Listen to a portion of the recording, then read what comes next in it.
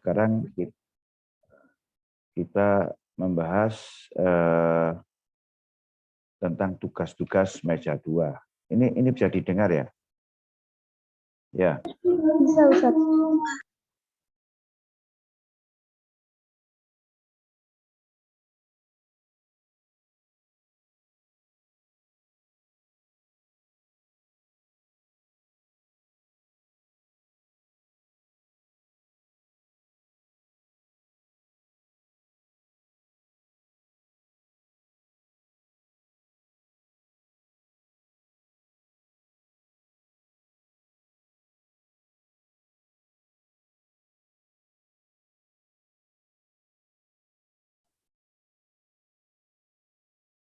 Halo, Assalamualaikum. Bisa didengar ya?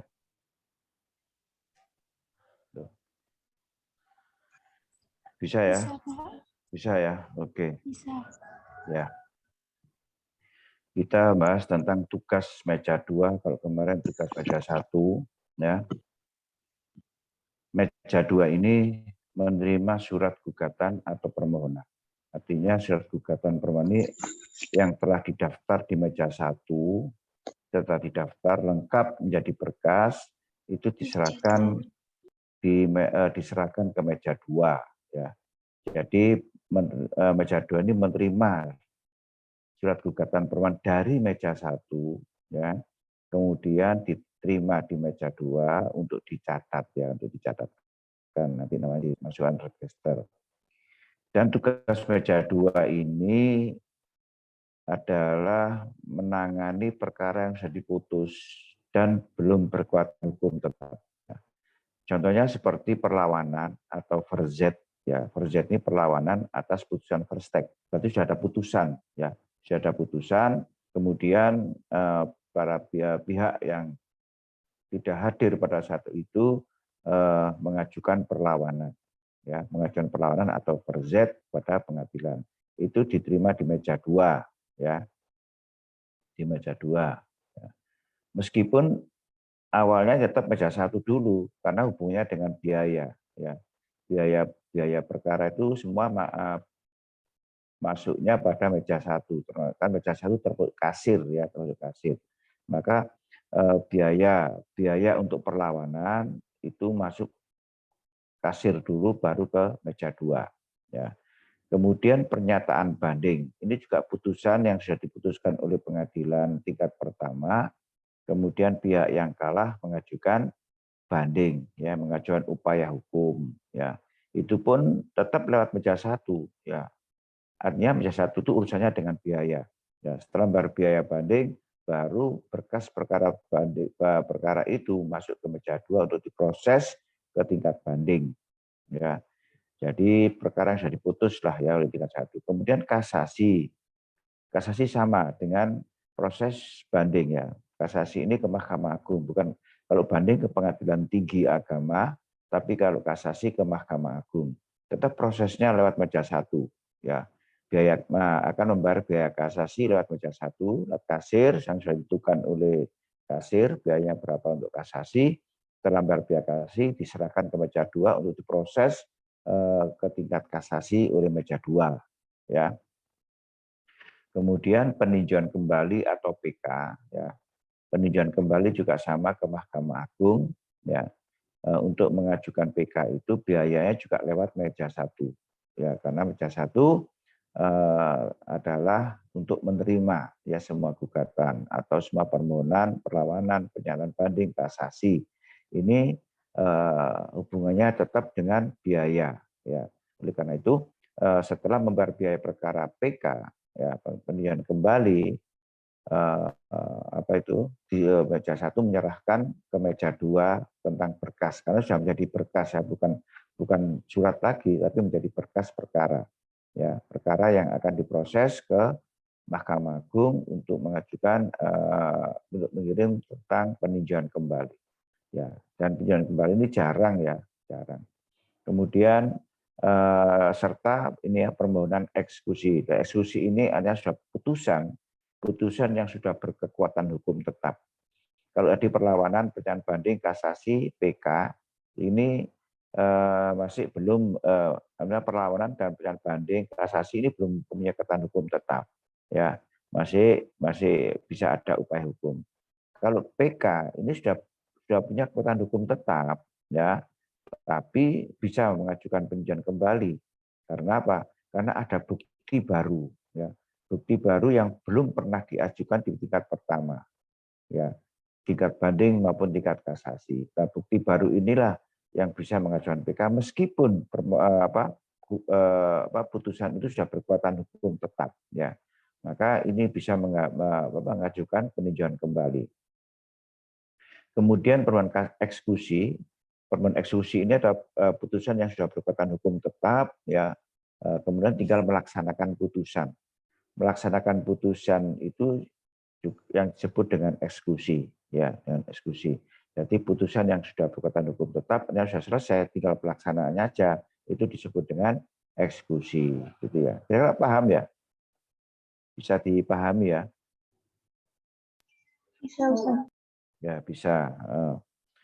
Kemudian mencatat semua permohonan di dalam register masing-masing tersedia untuk itu.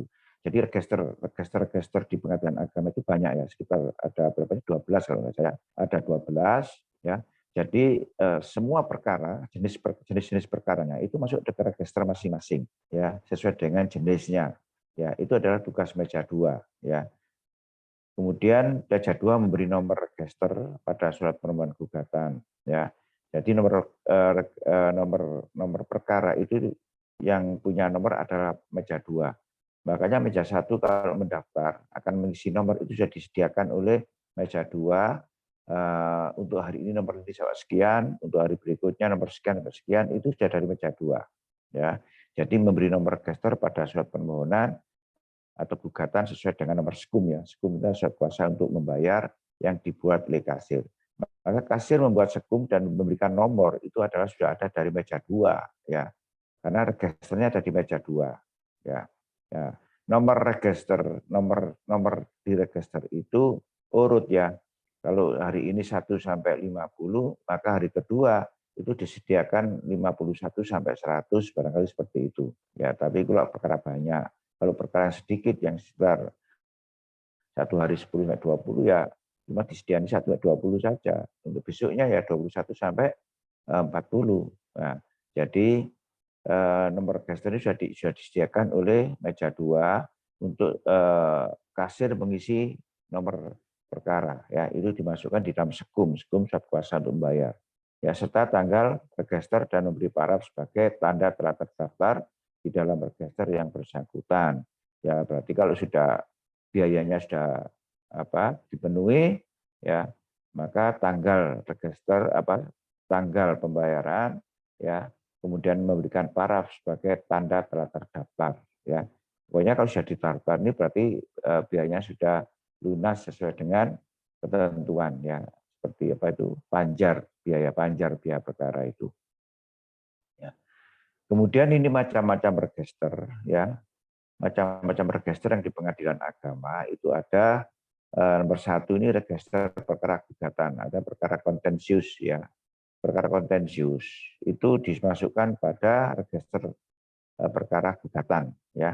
Di dalam register itu tertulis kode ya, RIPA1G ya. Jadi kalau Anda nanti praktek di pengadilan melihat register dengan ada kode RIPA1G, berarti itu adalah register untuk perkara-perkara kontensius ya. R ini Republik Indonesia, PA Pengadilan Agama, 1G ini adalah gugatan ya, gugatan. Berarti ini kontensius, G ini gugatan ya. Jadi register perkara gugatan atau disebut dengan RIPA 1G. Ini khusus memasukkan perkara-perkara kontensius ya. Saya sudah tahu kan ya perkara kontensius ya. Ya, perkara yang ada lawan ya. Ada sengketa ya, seperti itu. Yang kedua, ini adalah register perkara permohonan. Ini adalah register untuk perkara-perkara volunter ya, perkara volunter atau perkara yang tidak ada lawan, perkara yang untuk kepentingan diri sendiri ya. Ya, itu masuknya kepada register perkara permohonan ya. Di dalam buku register itu tertulis kode RIPA 1P ya. RIPA 1P. P ini adalah permohonan. Berarti P ini adalah volunteer ya, volunteer. Artinya perkara yang volunteer itu masuk pada register ini ya, RIPA 1P ya. Kemudian yang ketiga ini adalah register permohonan banding ya. Permohonan banding ini perkara sudah diputus ya, belum berkekuatan hukum tetap, kemudian pihak yang kalah itu mengajukan upaya hukum banding. Nah, kalau sudah mengajukan banding, maka berkas banding itu masuk ke register permohonan banding. Meskipun awalnya ada di gugatan ini RIPA 1G, tapi kalau banding di samping masuk di gugatan RIPA 1G juga masuk register banding, khusus banding ya. Jadi untuk memeriksa dalam 1 tahun ini ada berapa banding, itu hanya melihat di register RIPA 2 ini ya. RIPA 2 dilihat, oh 1 tahun, dalam 1 tahun pengadilan yang banding itu jumlahnya 15 seperti itu. Jadi ini ada register permohonan banding tersendiri ya. Itu kodenya di dalam buku registernya itu ada RIPA 2 ya. RIPA 2 itu berarti tingkat banding ya. Tidak ada P, tidak ada G ya, karena banding itu ya jelas perkara kontensius ya yang ditangani oleh pengadilan tinggi. Karena pengadilan tinggi hanya ada panitera muda gugatan dan panitera muda hukum ya. Makanya dalam tingkat pertama ya, register permohonan banding itu hanya untuk mereka yang mengajukan permohonan banding ya. Di kodenya RIPA 2. Kemudian yang keempat, ini adalah register permohonan kasasi ya. Jadi ini sudah ada putusan banding, kemudian yang kalah masih tidak terima dengan putusan banding, lalu dia mengajukan upaya hukum lagi, kasasi namanya ya. Setelah kasasi, maka berkas kasasinya ya dicatat di register permohonan kasasi ya, register di tingkat pertama ini. Jadi bukan di Mahkamah Agung, karena semua upaya hukum itu selalu lewat pengadilan tingkat pertama dan registernya ada di tingkat pertama ya. Maka register kasasi ya, ini untuk perkara-perkara yang mengajukan upaya hukum kasasi ke Mahkamah Agung. Nah, di dalam register itu kodenya ada RIPA 3 ya, RIPA 3. Kalau PA 3 berarti kasasi ya. Bisa diterima ya kira-kira penjelasan saya? Bisa, Pak. Bisa. Oke. Oke. Kemudian ada yang kelima, ini adalah register permohonan peninjauan kembali atau PK ya. Ini PK ini jarang sekali ya, kadang-kadang 1 tahun itu nggak ada PK itu ya. Saya pernah menangani PK ya, selama saya jadi PK itu 2 kali menangani PK. Sebelumnya tidak ada, memang jarang sekali, karena PK ini diajukan setelah putusan itu sudah berkekuatan hukum tetap ya, baik putusan kasasi sudah berkekuatan hukum tetap. Nah, kemudian dia mengajukan PK itu karena punya bukti baru. Ya, bukti baru itu disebut dengan novum ya. Novum itu adalah bukti baru yang belum pernah diajukan pada pada persidangan baik tingkat pertama, tingkat banding, tingkat kasasi itu belum pernah diajukan. Maka bukti baru inilah yang bisa dia mengajukan peninjauan kembali atau PK ya. Jadi register PK ini sering nihil ya dalam 1 tahun itu karena tidak pernah ada PK ya.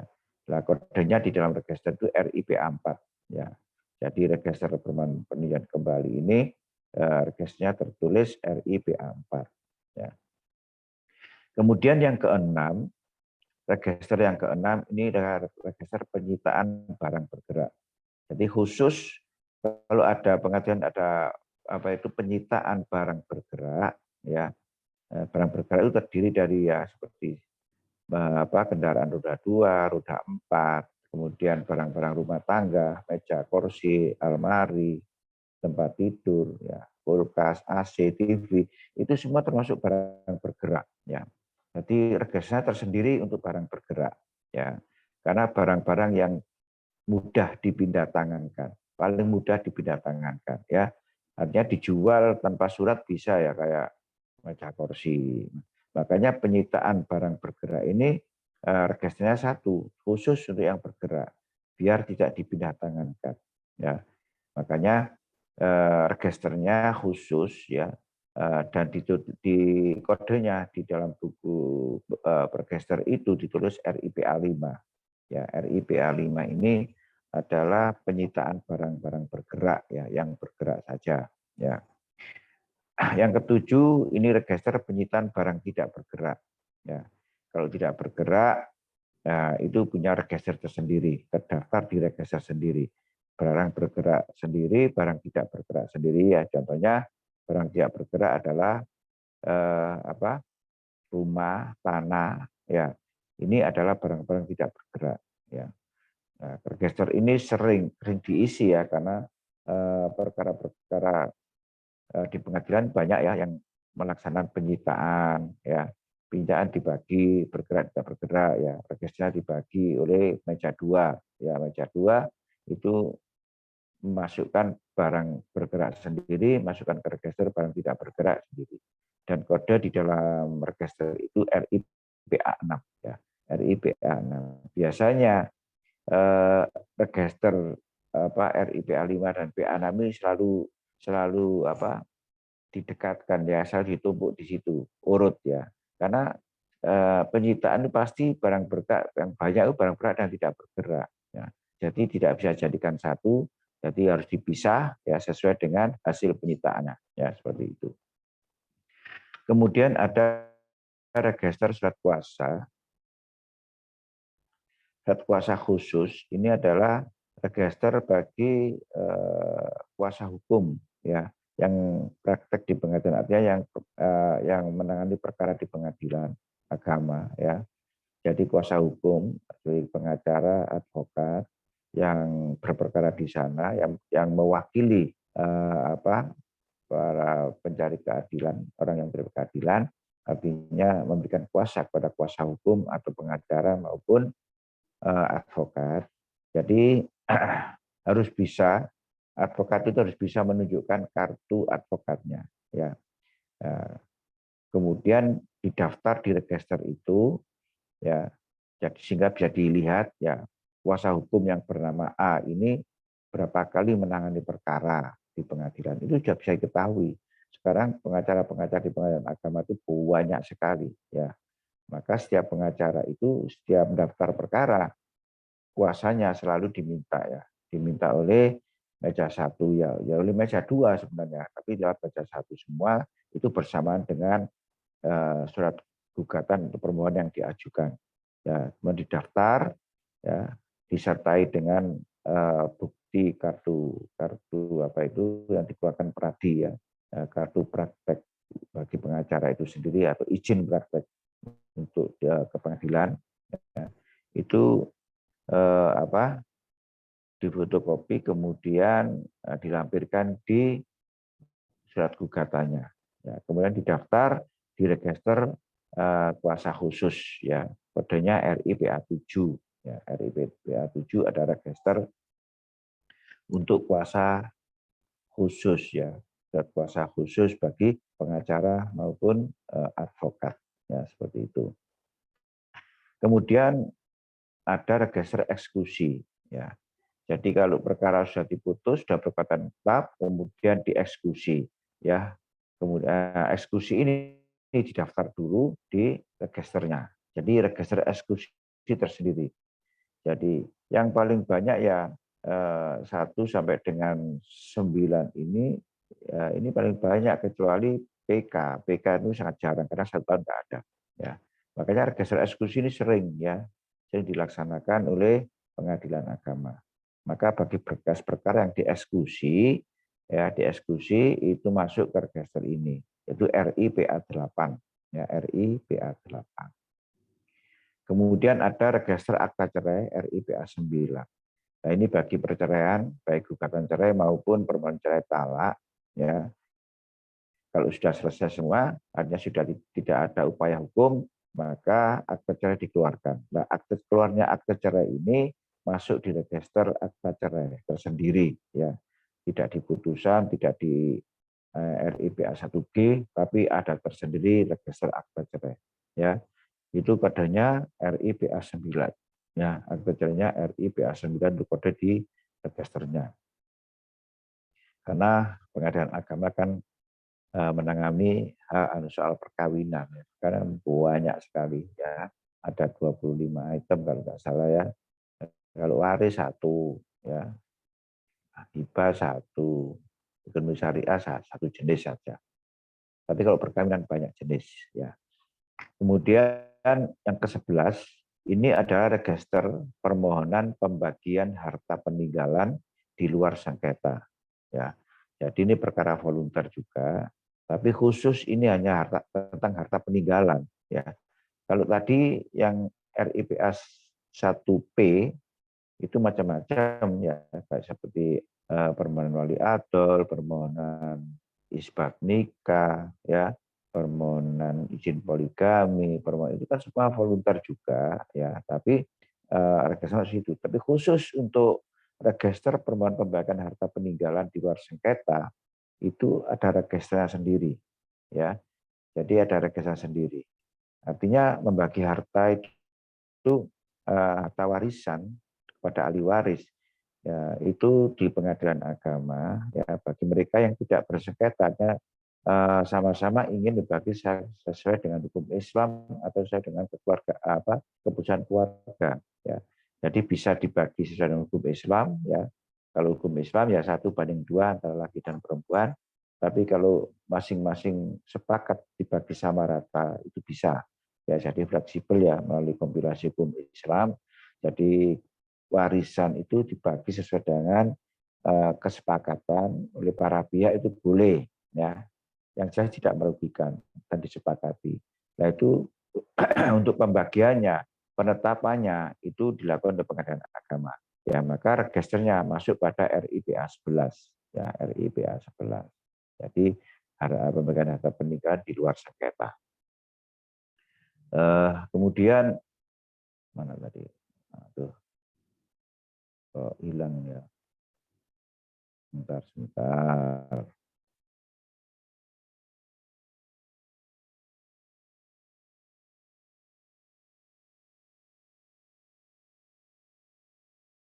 Meja 2, ya. Yang mana tadi?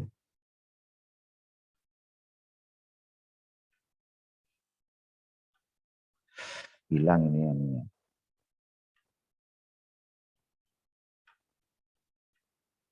Oke. Jadi RIPA 11 ini khusus mencatat permohonan pembagian harta peninggalan di luar sengketa. Ya, yang ke-12 ini ada register perkara ekonomi syariah, ya, atau RIPA 12, ya, kodenya. Ini termasuk perkara baru, ya. Artinya apa itu, sejak munculnya bank-bank syariah, ya, ini aduh mati, sebentar ya.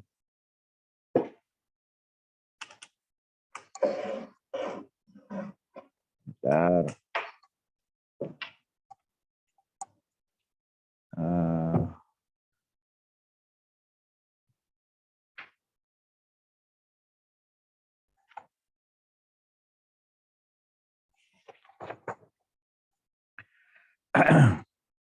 Oke, saya lanjutkan.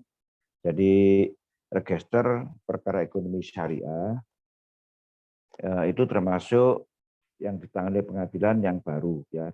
Sebelumnya belum ada.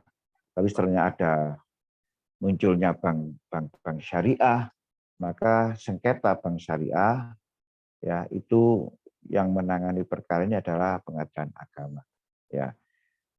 Meskipun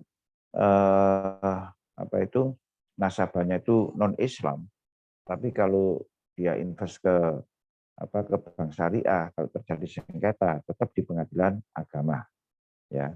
Maka kalau ada perkara ekonomi syariah, maka registernya masuk pada RIPA 12, ya. Kira-kira bisa dipahami ya? Mungkin ada yang tanya. Ada yang tanya?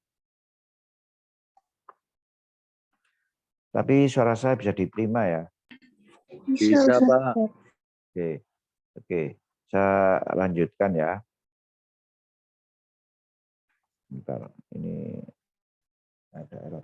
Kemudian yang D, ya, tugas meja 2 itu mengembalikan atau menyerahkan satu rangkap surat gugat atau permohonan yang telah terdaftar berikut sekum rangkap pertama pada penggugat dan pemohon. Jadi surat yang sudah didaftarkan oleh pihak tadi, oleh para pihak, setelah melunasi banjar biaya perkara, kemudian meja 2 menyerahkan kembali satu rangkap ya surat gugat atau permohonan untuk mereka ya, untuk yang mengajukan perkara itu yang sudah lengkap ya dengan sekum surat kuasa untuk membayar rangkap pertama. Yang pertama ini kan warna putih ya. Warna putih itu memang untuk para pihak ya, diserahkan beserta sekumnya, bukti membayar, bukti pembayarannya ya kepada penggugat atau pemohon yang mengajukan. Jadi selama mengajukan dia nunggu proses di meja 2, kemudian diserahkan kembali satu rangkap surat gugat saja. Lainnya ditinggal di pengadilan seperti bukti awal ya, seperti surat nikah, KK, KTP, surat gugatnya, kan rangkap 5 gugatannya. Maka yang satu rangkap ini kembali kepada para pihak ya, pada para pihak yang sudah ada nomor perkaranya ya, beserta sekum yang berwarna putih itu diserahkan kepada pihak penggugat atau pihak pemohon yang mengajukan perkara. Kemudian meja 2 itu mengatur atau memasukkan surat gugatan permohonan atau berkas perkara yang telah dilengkapi dengan formulir. Maksudnya tadi surat gugat atau permohonan. Ya, tapi kalau sudah dilengkapi dengan formulir-formulir itu namanya berkas perkara. Ya, bukan surat gugat lagi, tapi karena sudah lengkap dengan formulir seperti PMH ya, penetapan majelis hakim, penunjukan panitera, ya, panitera pengganti atau penunjukan jurusita pengganti, ya, PHS ya, penetapan hari sidang, maka itu bisa disebut menjadi berkas perkara. Ya, berkas perkara gugatan atau berkas perkara permohonan. Ya, jadi setelah dari meja 1 ke meja 2 berupa surat gugat atau permohonan, kemudian oleh meja 2 dibuatkanlah penetapan majelis hakim. Ya, sebenarnya yang menetapkan masih ada ketua ya, ketua pengadilan. Tapi ketua pengadilan itu sebenarnya sudah tinggal tanda tangan aja, yang membuat ada di meja 2 ya. Kemudian setelah ditetapkan majelis hakimnya, kemudian panitera membuat penunjukan panitera pengganti. Jadi panitera pengganti ini ditunjuk oleh panitera, dibuatkan penetapan juga ya, penunjukan panitera pengganti. Nah, setelah menunjuk panitera karena majelis hakim itu kan ada 3 ya, hakim ketua majelis, kemudian ada dibantu oleh 2 hakim anggota, ada 3. Baru dibantu oleh panitera pengganti untuk mencatat semua kegiatan yang terjadi di persidangan, itu panitera pengganti ya. Makanya sebelum perkara disidangkan sudah ada penunjukan panitera pengganti ya. Kemudian majelis hakim juga menunjuk penunjukan jurusita pengganti. Jurusita pengganti tugasnya adalah memanggil untuk menghadirkan para pihak ya. Karena apa? Karena orang yang mengajukan perkara ke pengadilan setelah memasukkan surat permohonannya atau gugatannya, setelah bayar biaya perkara terus pulang ya. Terus menunggu panggilan sidang ya. Untuk mengantar surat panggilan sidang inilah jurusita pengganti yang akan datang ke tempat para pihaknya ya. Setelah menunjuk panitera pengganti, jurusita pengganti, baru ditetapkan hari sidangnya, namanya PHS ya, penetapan hari sidang. Setelah sidang ini ditentukan hari tanggalnya di dalam satu berkas perkara sama lengkapi dengan instrumen yang diperlukan untuk memproses perkara tersebut. Nah, instrumen inilah yang dibuat oleh majelis hakim, ya, yang kemudian diserahkan kepada jurusita untuk melaksanakan panggilan. Ya, jadi berkas tidak diserahkan jurusita untuk memanggil, cukup melalui instrumen ini. Instrumen ini berupa satu lembar itu isinya identitas para pihak, ya, kemudian tanggal sidangnya, ya, tanggal sidangnya di ruang berapa, ya.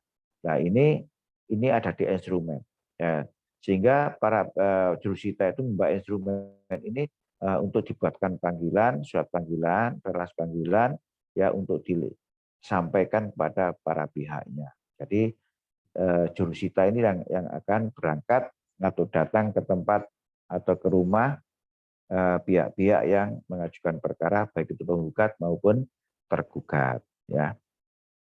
Jadi kalau dulu tidak pakai instrumen tapi pakai dulu membawa berkas, ya. Nah, kalau membawa berkas bahaya, bisa hilang, ya, kalau hujan kehujanan, ya. Tapi kalau sekarang sudah menggunakan instrumen, cukup satu lembar itu aja, isinya sudah lengkap, tinggal jurusita membuatkan surat panggilan, langsung datang ke tempat para pihak, ya. Ini tugas meja 2. Kira-kira bisa dipahami penjelasan saya. Nah, mungkin ada yang tanyakan sebelum saya lanjutkan. Bisa dipahami, Pak. Bisa, ya. Oke. Jadi urut-urutan seperti itu, ya. Jadi urut-urutannya meja 2 itu mengatur masuknya permohonan atau berkas perkara yang telah lengkap, ya. Ada PMH, ada penunjukan panitera pengganti, ada penunjukan jurusita, ada penetapan hari sidang dalam satu berkas perkara yang sudah lengkap, kemudian dibuatkan instrumen dan diberikan kepada jurusita untuk bertugas menyampaikan surat panggilan untuk para pihak yang mengajukan perkara tadi. Ya. Kemudian yang F ini menyerahkan berkas perkara tersebut kepada wakil panitera. Nah, ini wakil panitera dicoret saja, ya. Sekarang sudah ada wakil. Yang ada sekarang panitera. Jadi bunyinya menyerahkan berkas perkara tersebut pada panitera, ya, wakilnya dicoret, ya, untuk kemudian disampaikan kepada ketua pengadilan agama, gitu aja. Sedangkan melalui panitera itu dicoret, ya, itu dicoret. Sudah, ya, ya. Jadi wakil sama melalui panitera ini dicoret, jadi langsung menyerahkan berkas perkara tersebut kepada panitera untuk kemudian disampaikan kepada ketua pengadilan agama. Nah, ini karena pengadilan agama sekarang tidak ada wakil, ya, tidak ada wakil panitera sejak tahun 2015, ya. Sebelum tahun 2015 itu masih ada wakil panitera dan wakil sekretaris, ya, yang dijabat oleh panitera sekretaris, ya. Jadi panitera sekretaris dulu itu seperti saya dulu kan masih belum ada panitera, ya, belum ada sekretaris, sehingga panitera sekretaris ini punya wakil 2, yaitu wakil panitera dan wakil sekretaris.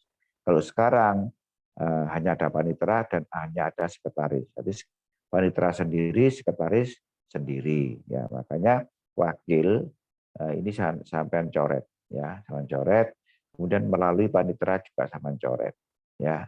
Sudah, ya. Jadi coret, ya.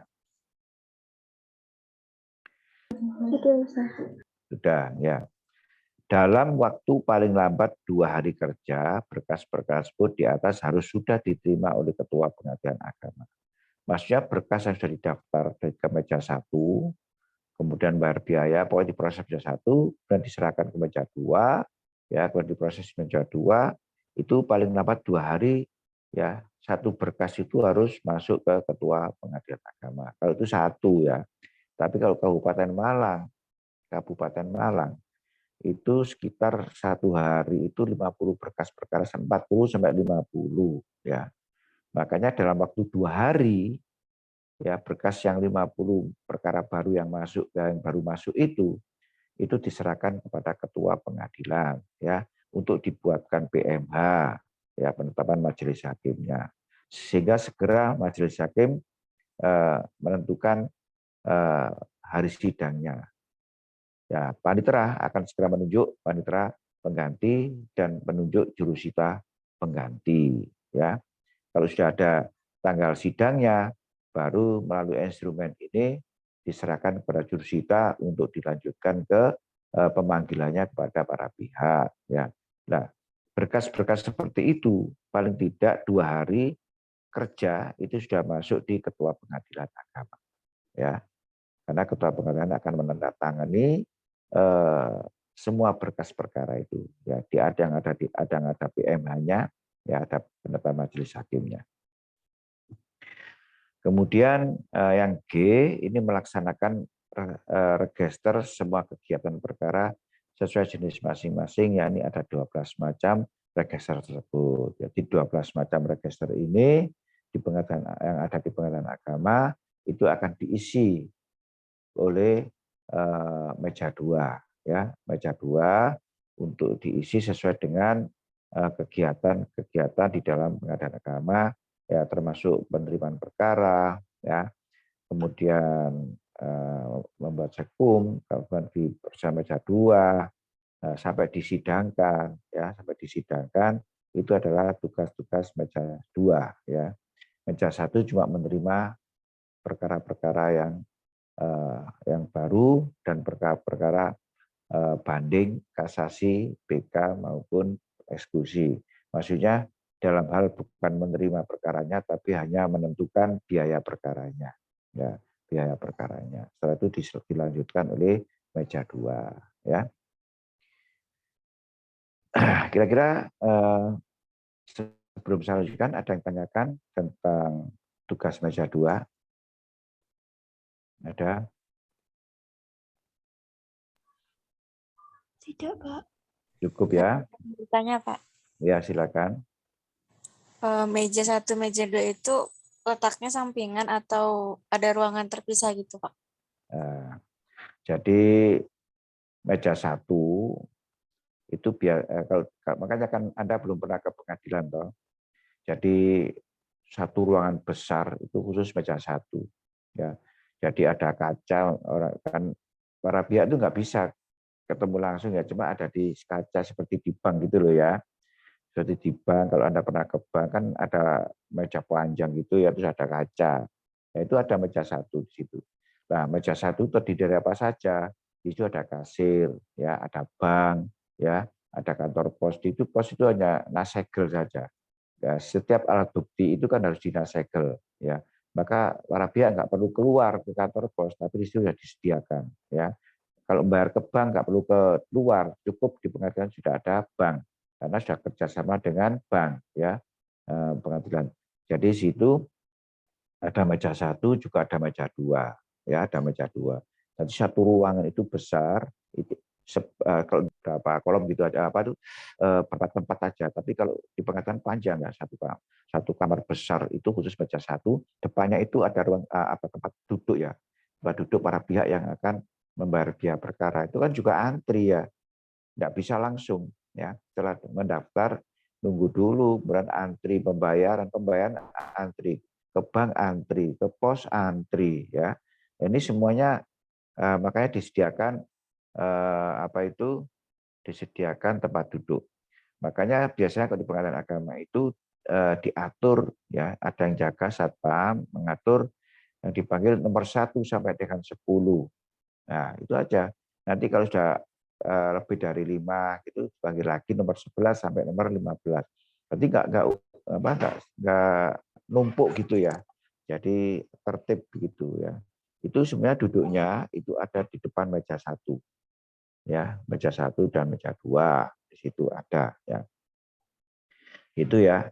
Jadi memang sudah ada tempat sendiri. Jadi meja 1 itu enggak satu orang saja, banyak orang ya. Jadi banyak petugas-petugas yang menangani. Ya, meja 1 yang mendaftar itu tidak satu meja saja. Meja 1 itu ada ya kalau perkara 50 yang masuk satu hari ditangani satu orang ya ya jelas paling enggak ada 5 orang. Meja 1 ada 5 apa itu tempat ya. Ada 5 meja di situ. Semuanya meja 1. Jadi begitu orang datang daftar 5 orang sudah didaftar ya. Nanti setelah bayar ke bank baru 5 orang lagi. Jadi cepat gitu ya. Jadi tidak 1 orang meja 1 itu ya ada beberapa orang. Nah, jadi ada beberapa loket ya. Mungkin ada 5 loket meja 1 hanya untuk mendaftar perkara. Ya. Kecuali perkara sedikit ya kayak di Denpasar Bali yang memang orang Islamnya sedikit ya. Nah, mungkin satu hari itu 1-2 perkara saja yang masuk. Satu bulan paling antara 20 sampai 25. Berarti satu hari cukup 2 kadang 1. Nah, itu meja 1 ya 1 orang cukup ya. Tapi kalau di Pengadilan Kabupaten Malang ya perkara satu hari 40 sampai 50, maka meja 1 itu petugasnya ada 5 loket ya, loket meja 1 di situ ya. Kasirnya tetap 1 ya kasirnya, dan banknya juga 1 ya, banknya 1.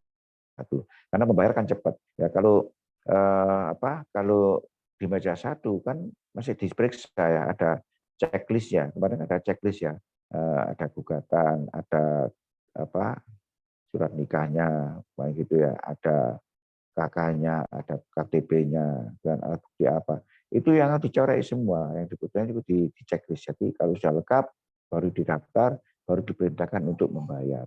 Kalau belum dinasegel, ya harus ke kantor pos dulu, nasegel ke alat bukti yang bukti awal yang harus diketahui.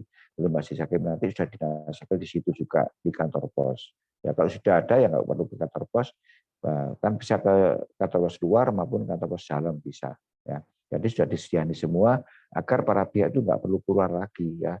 Jadi mengajukan perkara itu begitu masuk sampai selesai terus pulang ya. Jadi enggak, kalau dulu bayarnya ke bank harus ke bank dulu ya. Kemudian dari bank ada bukti pembayaran baru ke pengadilan lagi kan riwa-riwi ya. Nah, ini memakan waktu ya. Makanya pengadilan juga kerjasama dengan bank, juga kerjasama dengan kantor pos ya, karena semuanya berkaitan dengan perkara. Ya, kantor pos kaitannya dengan alat bukti. Alat bukti itu harus dinasegel oleh kantor pos. Nah, ini yang perlunya kantor pos selalu standby diberi tempat di ruangan itu ya, dekat dengan meja 1. Gitu. Paham ya kira-kira? Bisa diterima ya? Yang tanya tadi siapa, Mbak? Iya, Pak, bisa. Bisa ya. Terima kasih. Oke. Mungkin yang lain bisa tanya. Silakan. Ya, sudah catatan bahwa materi ini memang dipersiapkan untuk mahasiswa ya kalau bisa keluar ya, HKI ya, hukum keluarga Islam ya. Hukum keluarga Islam ini memang cocoknya di pengadilan agama. Nanti kalau Anda diterima di pengadilan agama sudah bisa ya, manajemen dan administrasinya ya seperti inilah ya, gambarnya seperti ini ya. Ini ilmu praktek. Nanti apabila sampai praktek di pengadilan agama, kalau seperti 7 biasanya ada kewajiban untuk praktek di pengadilan-pengadilan ya. Ya. Pasti Anda akan menemukan ini semua. Anda tinggal mencocokkan dan menacakan kepada petugas pengadilan atau pegawai pengadilan agama ya, atau pengadilan negeri, terserah sama sebenarnya. Pengadilan agama dan negeri itu sama ya. Cuman hanya bedanya kalau pengadilan agama orang Islam, tapi kalau pengadilan negeri non Islam, itu aja ya. Perlacarannya sama. Saya lanjutkan ya. Kemudian di dalam proses pengajuan perkara itu selalu ada biaya ya. Sudah biaya yang sudah ditentukan oleh ketua pengadilan ya sesuai dengan radiusnya. Nah, bagaimana kalau mereka yang tidak mampu atau tidak bisa membayar biaya perkara, maka pengajuan perkara itu bisa dilakukan secara prodeo, hanya dengan mengajukan perkara secara cuma-cuma, alias gratis ya. Jadi cuma-cuma ya. Syaratnya apa? Di sini ada.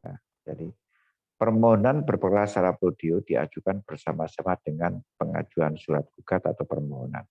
Jadi pengajuan perkara kontensius maupun perkara volunter, kalau dia tidak mampu membayar biaya perkara, dia harus ada surat keterangan tidak mampu, ya, dilampirkan kepada di dalam surat gugat atau permohonannya, ya. Artinya melampirkan surat keterangan tidak mampu dari kepala desa atau kepala kelurahan atau yang setingkat dan diketahui oleh camat. Jadi surat keterangan tidak mampu dikeluarkan oleh desa, ya, atau kalau kepala kelurahan setelah dikeluarkan maka diketahui oleh camat, ya, dibawa ke camat untuk diketahui gitu saja bahwa dia memang benar-benar tidak mampu. Maka mohon untuk berperkara secara cuma-cuma atau permohonan prodeo, ya, baik itu perkara kontensius maupun perkara volunter, ya. Kalau tidak mampu membayar dan bisa dibuktikan dengan surat keterangan ini diterima di meja 1. Maka meja 1 itu membuat sekum atau surat kuasa untuk membayar itu ditulis 0, ya. Kemudian diserahkan lagi kepada pihak pemohon atau penggugat yang mengajukan itu.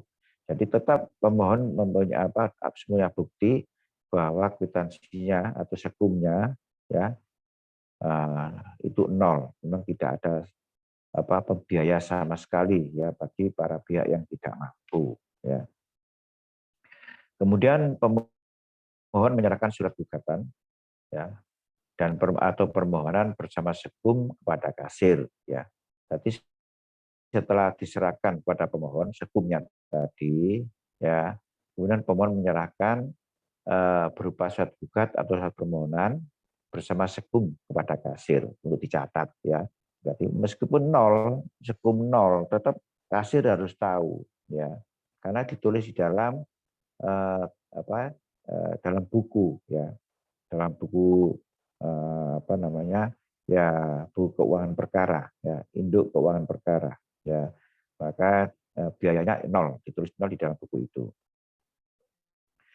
Setelah itu kasir menyerahkan kembali selai surat gugatan kepada bersama sekumnya itu kepada para pihak yang mengajukan, ya. Setelah dicatat kemudian distempel, kalau bayar itu kan lunas, ya. Tapi kalau 0 ya juga distempel, ya, bahwa sudah bisa masuk dicatat tercatat di register perkara, ya, di register tadi itu bahwa para wisata tercatat di situ dengan sekum 0 tadi, ya. Kemudian sekum 0 itu tetap dicatat di dalam kolom penerimaan buku jurnal dan buku induk perkara. Nah, buku induk, ya. Jadi meskipun tidak membayar tetap dicatat di dalam buku induk atau buku jurnal keuangan dan buku induk perkara itu ditulis dalam buku itu 0. Nah, tidak ada biaya sama sekali. Perlunya apa? Kan kalau sudah ada sekum berarti sudah ada nomor perkara, ya. Jadi nomor perkara sekian ini tidak bayar sama sekali, ya, tidak bayar sama sekali, ya. Kemudian berkas perkara sudah masuk periode tadi itu kemudian diserahkan ke meja 2 dan meja 2 mencatat data perkara tersebut di dalam register perkara dan diproses lebih lanjut sesuai dengan prosedur, ya. Ya, prosesnya seperti tadi itu, ya, oleh meja 2 berkas-berkas sudah dikumpulkan beserta sekumnya tadi, kemudian 2 hari diserahkan kepada ketua pengadilan untuk dibuatkan PMH, ya, penetapan majelis hakim, ya, oleh meja 2, ya. Paling enggak 2 hari sudah masuk meja 2, meja ketua pengadilan, ya, baik perkara yang membayar maupun perkara yang prodeo, ya, sama tetap diproses sama dengan mereka yang membayar, ya, sama prosesnya sama, ya, meskipun tidak ada uangnya sama, ya, langsung masuk ke meja ketua pengadilan, ya. Maka ketua pengadilan sudah akan membuatkan PMH, ya, penetapan majelis hakim dan seterusnya tadi, ya.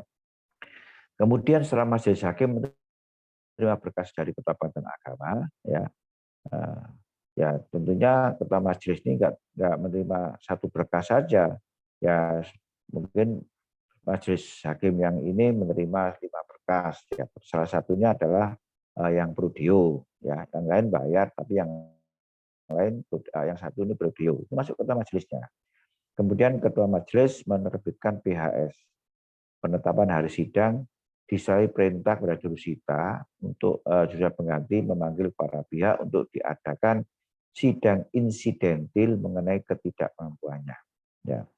Jadi sidang bagi perkara prodeo itu tidak diperiksa pokok perkaranya, ya, tapi disidangkan melalui PHS penetapan hari sidang ini oleh jurusita dipanggil untuk sidang insidentil, ya.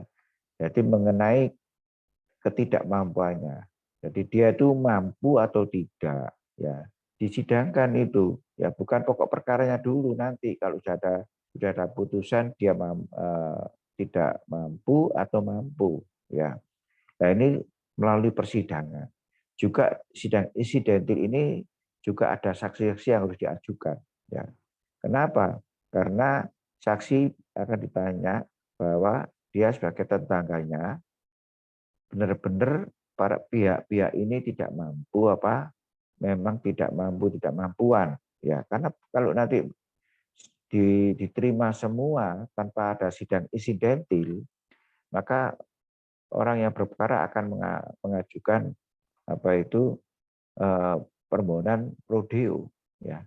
Maka prodeo ini harus disidangkan dulu tentang dia mampu atau tidak, ya.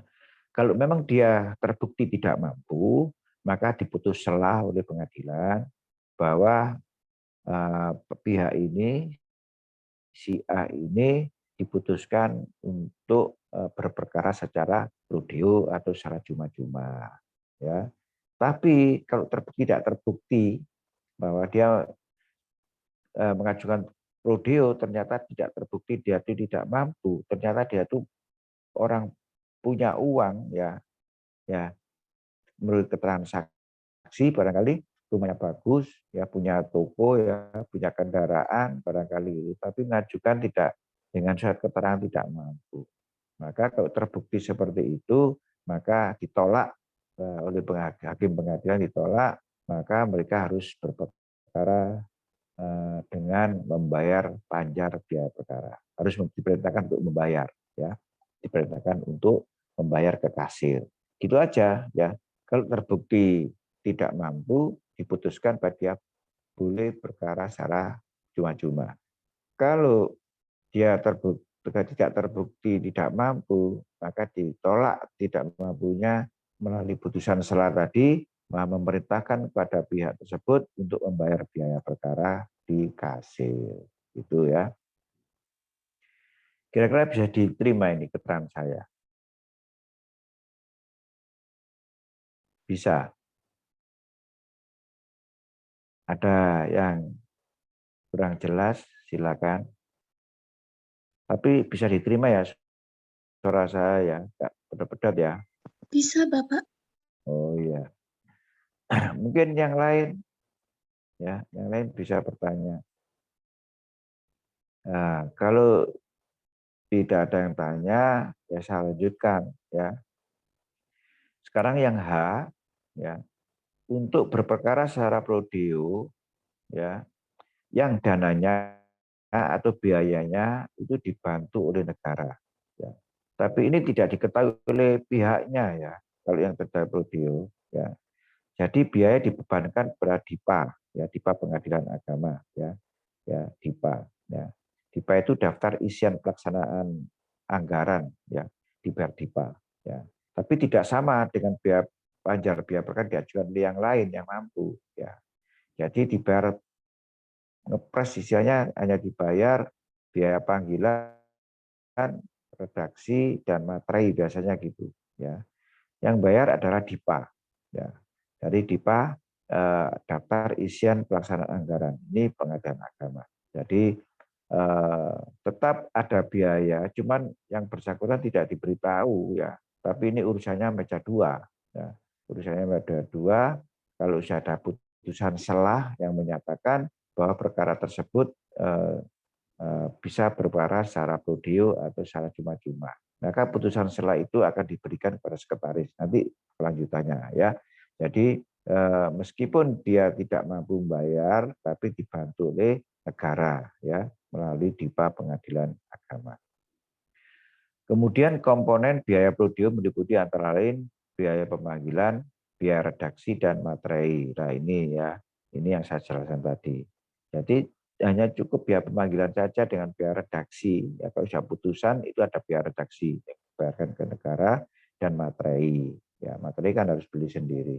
Ya, semua apapun penetapan putusan yang diperlukan materi harus dibeli, paling tidak ada 2 atau 3 materi yang harus dipenuhi. Ya. Nah, ini semuanya dibayar oleh DIPA. Ya.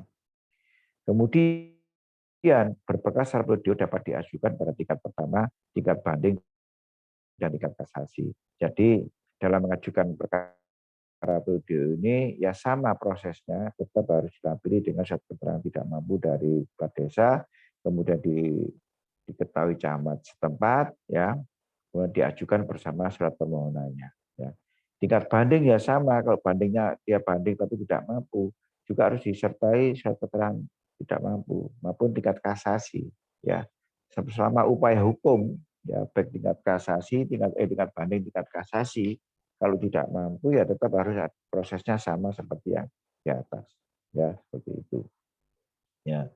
Dan berdasarkan surat edaran Mahkamah Agung, ya nomor 10 tahun 2010 tentang pedoman pemberian bantuan hukum yaitu berperkara secara prodeo dapat dibiayai dari DIPA. Jadi dasarnya SE Mahkamah Agung RI nomor 10 tahun 2010 ya.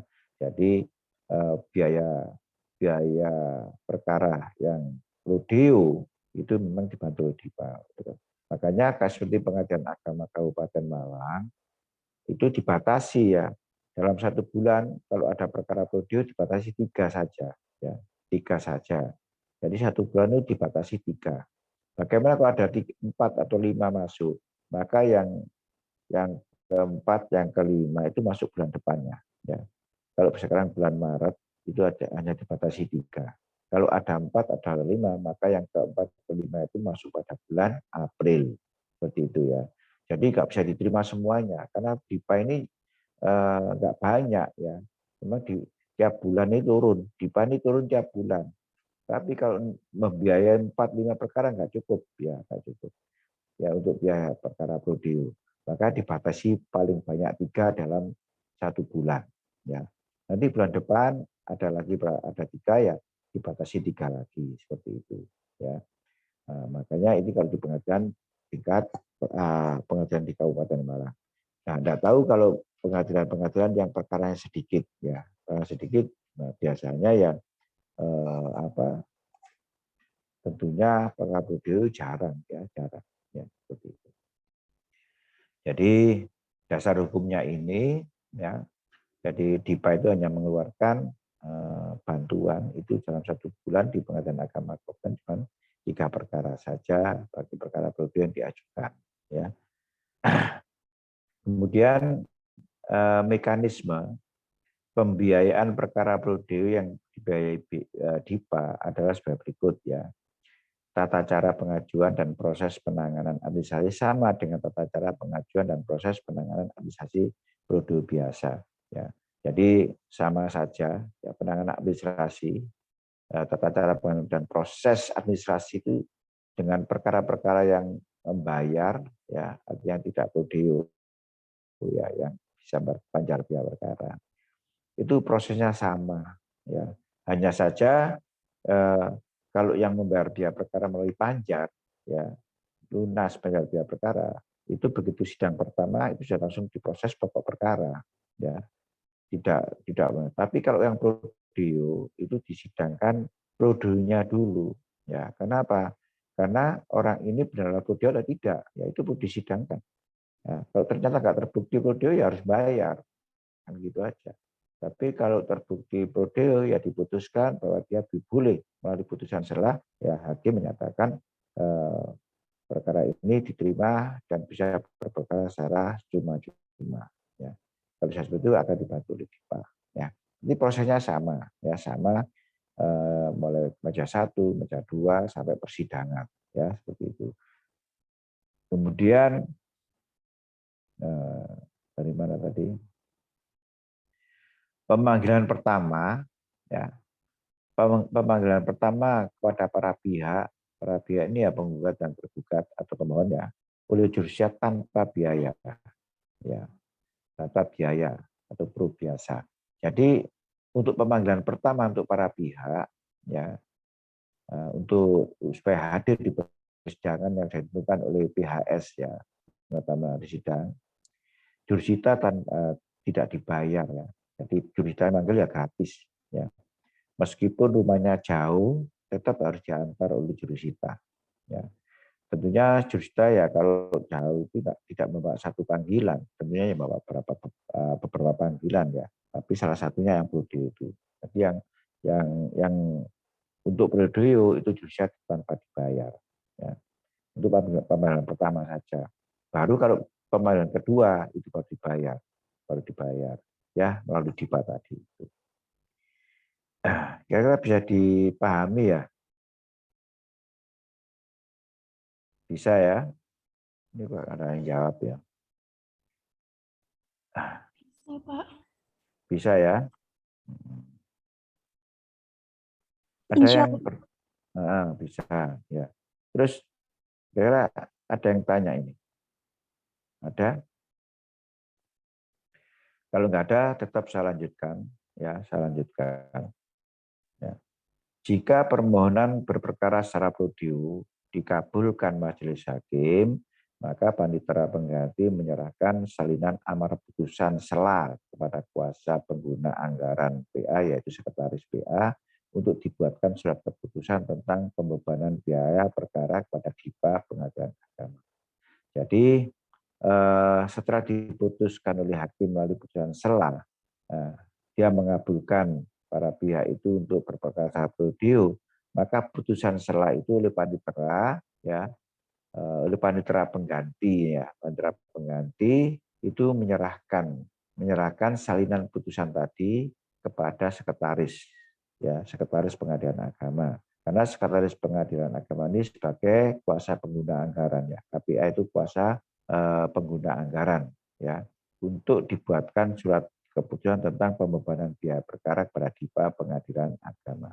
Nah, setelah di sekretaris itu telah menerima putusan sela dari tim yang memeriksa perkara itu lewat panitera pengganti, kemudian sekretaris akan mengeluarkan uang atau dana ya untuk kebutuhan perkara tersebut ya. Dan itu tidak diketahui oleh pihaknya ya, kalau itu dibayar DIPA ya, biayanya tetap kosong, sekumnya itu tetap kosong ya.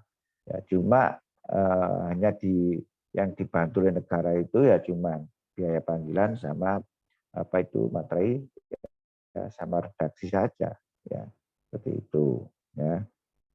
Jadi untuk mengeluarkan dana DIPA ini harus sudah ada amar putusan sela yang diputuskan oleh majelis hakim yang memeriksa perkara itu.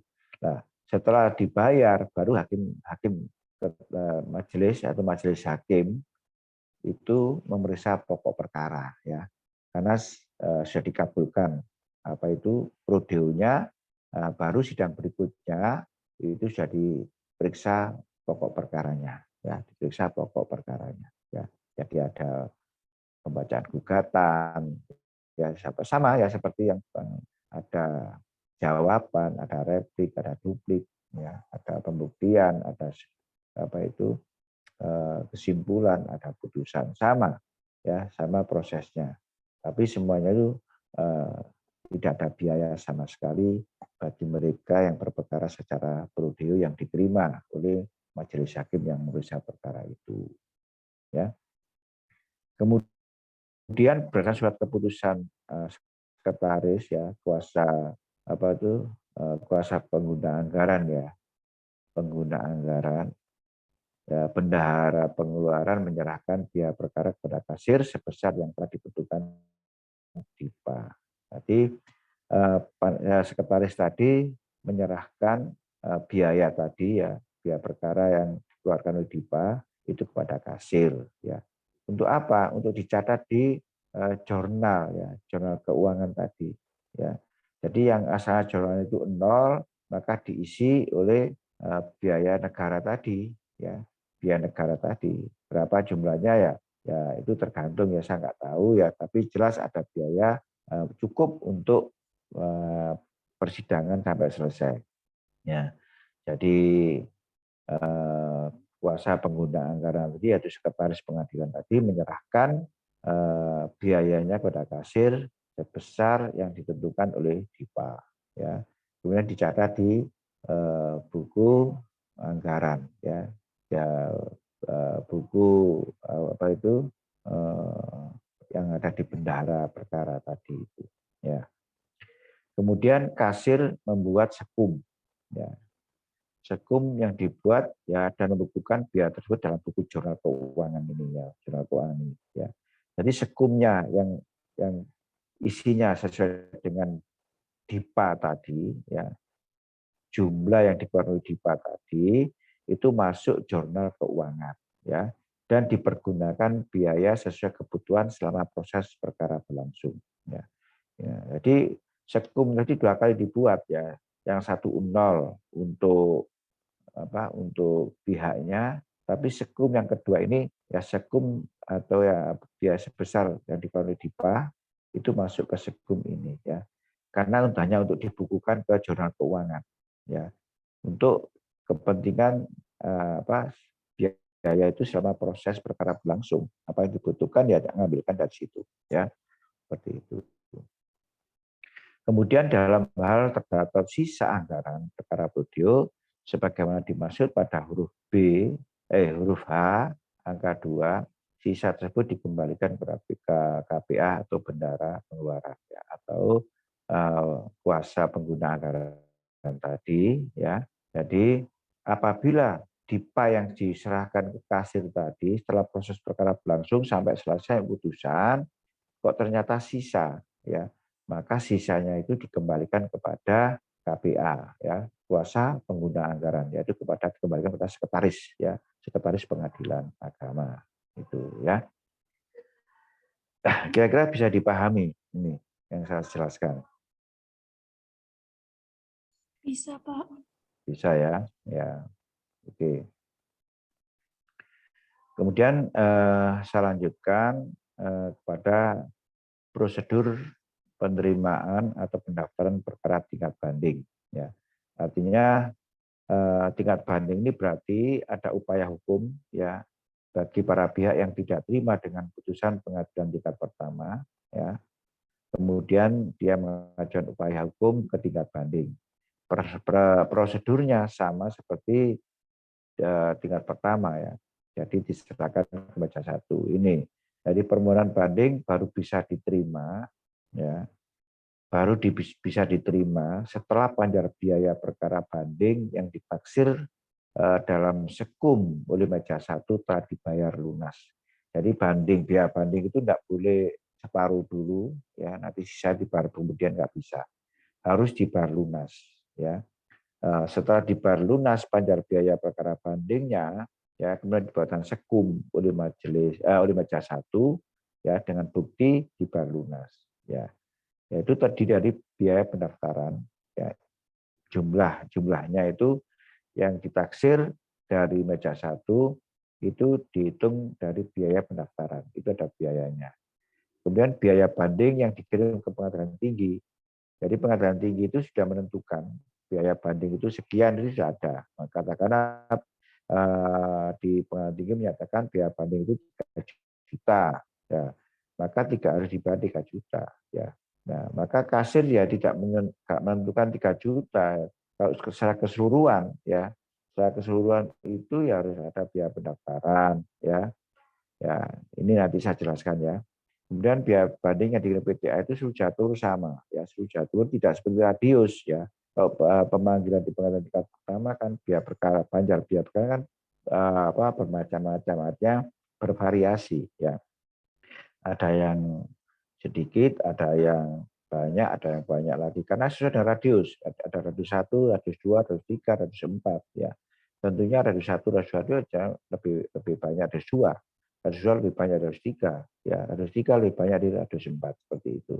Tapi kalau di pengadilan tinggi agama, karena menangani seluruh pengadilan Jawa Timur, ya sama, biaya perkara bandingnya itu sama, ya sehingga seluruh Jawa Timur sama.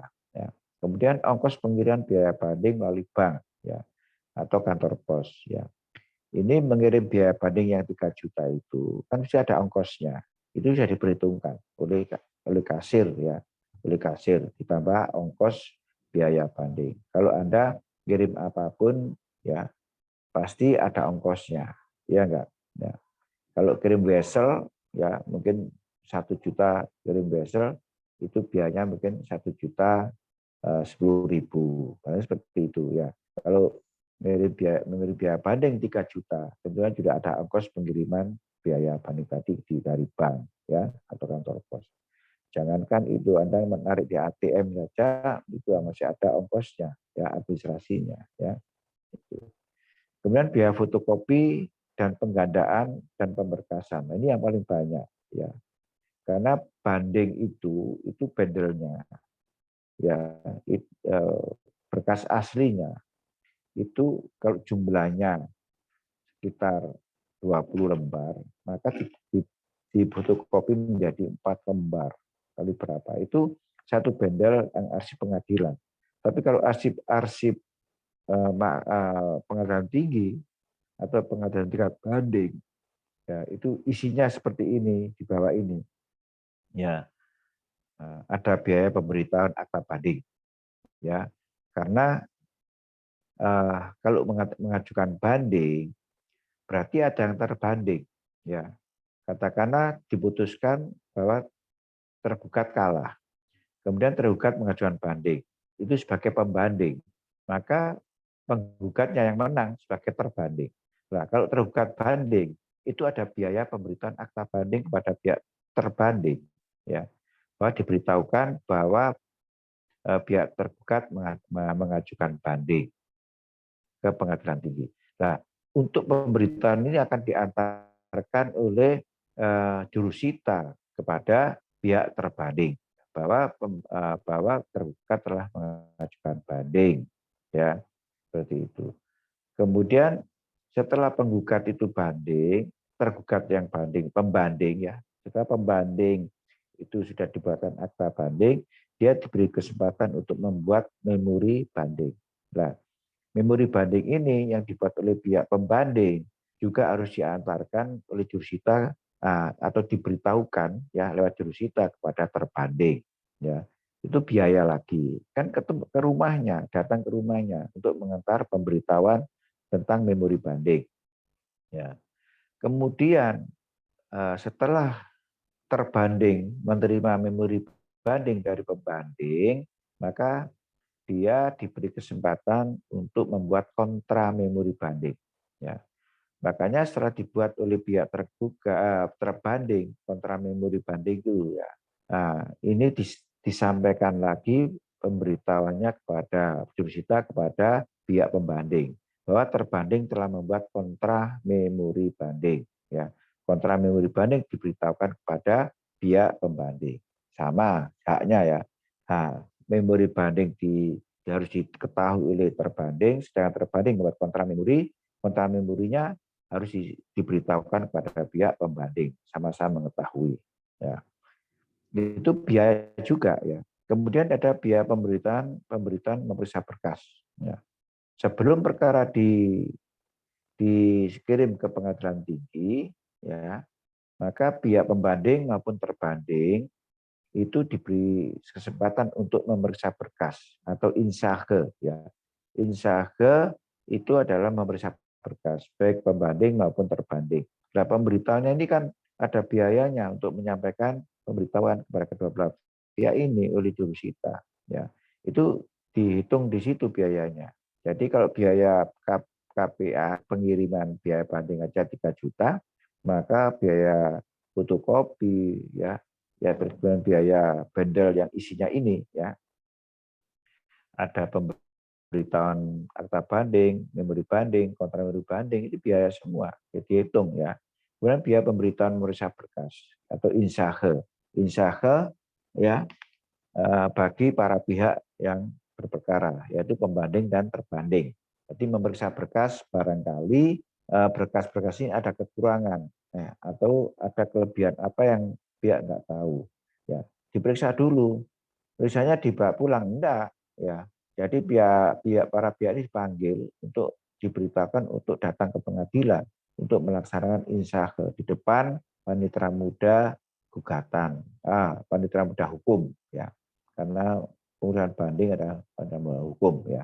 Nah, menghadap ke panitera muda hukum untuk memeriksa berkas, ya. Ya. Dan mungkin waktunya nggak sama antara pembanding dan terbanding, ya. Yang penting diberitahu bahwa dia diberi kesempatan untuk memeriksa berkas. Ya.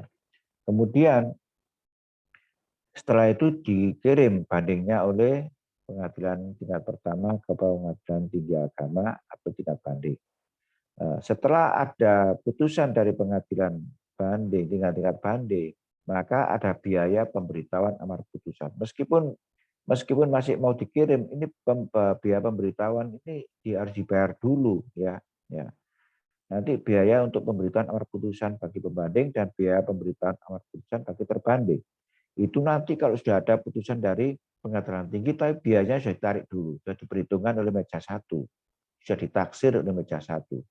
Jadi di samping biaya banding yang sebesar 3 juta tadi, ini contoh saja ya, saya nggak tahu ya biaya banding berapa, sekarang nggak tahu. Kalau dulu zaman saya masih sekitar 2,5 juta ya.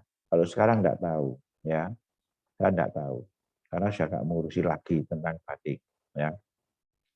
Kemudian di samping itu ada biaya-biaya ini, ya, fotokopi, ya. Kemudian semua akta-akta ini, ya, akta banding, memori banding, kontra memori banding, akta insah ke pembanding, insah ke terbanding, ya, kemudian amar putusan, pembanding untuk terbanding. Ini difotokopi semua, ya, itu rangkap 4, kecuali yang 6 dan 7, ini setelah putusan, ya. 6 dan 7 ini setelah putusan, tapi tetap diperhitungkan, ya, diperhitungkan. Karena nanti yang dikirimkan adalah fotokopi pemberitahuan amar putusan tadi ini ke pengadilan tinggi. Yang asli di pengadilan agama tingkat pertama, tapi yang tingkat banding itu cukup pemberitahuannya disebutkan dikirimkan fotokopinya saja. Ya, jadi isi daripada biaya, ya, ini termasuk biaya fotokopi, pemberkasan, pengadaan, dan biaya ini semua, ya. Dan ini semua difotokopi rangkap 4, ya. Ya. Kalau dari sini aja sudah 7 lembar, ya, kali 4 berapa, ya, kali 4 berapa, ya, seperti itulah. Berarti ada aslinya juga ada fotokopinya. Kira jelas ini untuk permohonan banding ini, proses permohonan banding. Jelas ya, bisa diterima ya? Bisa. Oke, ya. Kemudian saya lanjutkan, ya. Permohonan banding dapat diajukan dalam waktu 14 hari setelah putusan diucapkan atau setelah diberitahukan dalam hal putusan tersebut diucapkan di luar hadir. Ya. Artinya begini, ya. Permohonan banding dapat diajukan dalam waktu 14 hari setelah putusan diucapkan. 14 hari ini dihitung sejak diucapkan putusan apabila para pihak, baik penggugat maupun tergugat, itu hadir di persidangan. Pada saat diputuskan hakim, ya, hakim membacakan putusan, itu para pihak hadir. Ya. Maka saat diputuskan itu, para pihak diberikan waktu 14 hari. Ya, 14 hari untuk berpikir. Ya, dia akan banding atau tidak dengan putusan pengadilan tadi. Waktunya 14 hari, 14 hari. Ya. Kapan menghitungnya? Ya, sejak diputus itu mulai dihitung sejak hari berikutnya. Kalau diputus hari Senin, menghitungnya 14 itu mulai hari Selasa. Selasa, Rabu, sampai 14 hari dan selanjutnya. Hari ke-15, kalau tidak ada upaya banding, maka putusan ini berkekuatan hukum tetap. Ya, berkekuatan tetap. Ingkrah, isinya ingkrah itu sudah tidak bisa diajukan upaya hukum lagi. Jadi artinya sudah hari ke-15 itu berarti putusan ini sudah kuat, ya, sudah punya kekuatan hukum. Ya, jadi apabila para pihak pada dibacakan putusan itu hadir di ruang sidang, ya, atau ya setelah diberitakan dalam hal putusan tersebut diucapkan di luar hadir. Barangkali pada saat dibacakan putusan, tergugat tidak hadir, penggugat hadir. Nah, maka bagi penggugat itu mengikuti 14 hari setelah diucapkan tadi. Ya. Tapi bagi tergugat, ya, menghitung 14 hari itu dari mana? Ya dari sejak pemberitahuan diberikan kepada pihak tergugat. Ya. Karena waktu putusan tidak hadir, maka katakan putusan tanggal 1 Maret. Ya. Yang hadir cuma penggugat, tetap dibacakan, tergugat tidak hadir. Nah, maka hakim memerintahkan jurusita untuk memberitahukan isi putusan tersebut kepada pihak tergugat. Kapan berangkatnya? Katakan tanggal 10 Maret diterima oleh tergugat. Ya, dari jurusita tadi. Isinya pemberitaan isi putusan perkara sudah diputus dan isinya seperti itu. Nah, baru dihitung sejak tanggal 10 itu ya, tanggal 11-nya ya. 14 harinya dihitung mulai tanggal 14-nya sampai 14 hari ya. Ya, karena diterima tanggal 10 dihitungnya mulai hari berikutnya ya 14 hari. Bukan tanggal 1 ya, tapi tanggal 11 ya, sejak diterima oleh pihak tergugat ya. Jadi penghitungan waktu 14 hari dimulai pada hari berikutnya atau besoknya ya. Dan jika pada hari ke-14 ya, hari ke-14 tapi sebelum hari ke-14 dihitung, hari libur juga dihitung ya. Mulai dihitung pertama sampai 14 itu dihitung hari termasuk hari Minggunya. Tapi hari ke-14 kok jatuh hari libur, maka diperpanjang sampai hari kerja berikutnya. Di hari berikutnya itu hari Seninnya. Kalau itu pas hari Minggu. Padahal instansi itu liburnya kan Sabtu dan Minggu. Ya, maka kalau hari ke-14 jatuh pada hari Sabtu, maka diperpanjang sampai hari Senin, hari kerja berikutnya. Tadi hari Senin, karena hari Sabtu Minggu libur, maka sampai hari Senin terakhir 14. Hari itu, hari terakhir 14 itulah para pihak yang bisa diberi kesempatan untuk mengajukan banding, masih diterima bandingnya. Ya. Tapi kalau sudah hari ke-15 itu sudah berkekuatan hukum tetap putusan itu, maka tidak bisa mengajukan upaya hukum. Ya. Kira-kira jelas ini yang saya sampaikan ini. Bisa dipahami? Bisa, Pak. Bisa ya. Mungkin yang lain masa satu tok yang bisa. Ya. Ini kan masuk semua toh, 17 orang ini. Ya. Masuk semua. Kelas masuk ya. Ada satu yang masih belum masuk, Pak. Tadi keluar dari Oh Zoom. ya. Oh iya. Nah, satu nanti yang tidak masuk itu kirimkan yang tidak masuk aja ya. Berarti yang masuk 16 ya. Baik, Pak. Oke. Ya. Berarti sudah bisa diterima ya penjelasan saya ini. Bisa, Ustaz. Oke. Kemudian saya lanjutkan yang C ya. Jadi permohonan banding yang diajukan melampaui tenggang waktu tersebut tetap dapat diterima. Ya. Artinya perkara ini sudah berkekuatan hukum tetap, ya sudah melampaui 14 hari. Kalau dia tetap ngotot mau mengajukan banding, ya tetap dapat diterima. Ya. Dan dicatat dalam register. Cuman panitera membuat surat keterangan ya bahwa permohonan banding telah lampau waktu. Ya. Ada surat keterangan seperti itu. Karena mereka tetap mengajukan banding, meskipun sudah berkekuatan hukum tetap. Umpama ada yang perlu dieksekusi ya, walaupun dia banding, ya, yang lampau waktu ini ya sudah lewat 14 hari ya, hari 15 atau 16, dia tetap ngotot minta banding ya diterima saja. Cuma ada catatan yang dibuat oleh panitera ya, ada catatan dan melalui surat keterangan yang isinya bahwa permohonan banding itu diajukan telah lampau waktu, itu aja. Ya. Tapi eksekusi tetap berjalan, ya karena sudah berkekuatan hukum tetap. Biar saja dia banding, meskipun sudah lampau waktu, diterima saja, dan ada catatan seperti itu, maka Hakim Tinggi Agama yang memeriksa pasti akan menolak ya karena sudah lampau waktu ya, lampau waktu dulu ya, karena sudah diberitahu 14 hari. Di dalam pemberitahuan putusan itu sudah ada penjelasan di situ. Setelah Anda menerima ini, maka Anda diberi waktu 14 hari untuk mengajukan upaya hukum.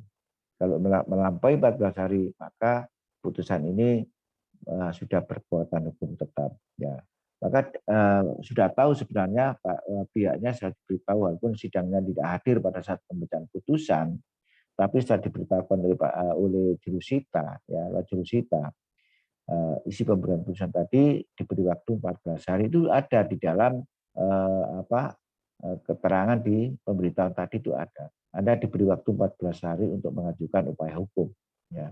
Tapi kalau sudah 15 hari, 16 hari dia mengajukan, berarti sudah lewat waktu. Ya. Kalau dia tetap ngotot supaya diajukan bandingnya, ya diterima oleh pengadilan, diterima saja. Bukan diterima putusan, tapi diterima bandingnya, tapi tetap ada catatan oleh panitera melalui keterangan yang menyatakan permohonan banding diajukan telah lampau waktu, ya seperti itu aja ya. Kemudian setelah panjar biaya perkara banding dibayar, maka panitera membuat akta pernyataan banding. Jadi akta perlanjutan ini merupakan suatu akta ya, dan dicatat dalam permohonan banding ya. Dan dicatat dan mencatat permohonan banding tersebut dalam register induk perkara gugatan dan buku register permohonan banding. Jadi dua, dicatat di RI PA1G, juga dicatat di register permohonan banding ya, atau RI PA2 RI PA2 ya. Jadi di samping dicatat di register RI PA1G juga dicatat di register RI PA2 ya. Jadi kalau ada banding dua-duanya. Kalau RI PA2 kan khusus banding. Tapi kalau RI PA1G ini kan perkara kontensiusnya itu ya, gugatannya itu bahwa perkara ini sudah diputus dan dia mengajukan banding gitu aja ya, dan melakukan banding nomor sekian. Nah, untuk melihat bandingnya ada di register RI PA2 ya, seperti itu. Yang E ya, akta permohonan banding dalam waktu 7 hari harus sudah diberitakan pada pihak lawan ya. Jadi kalau ada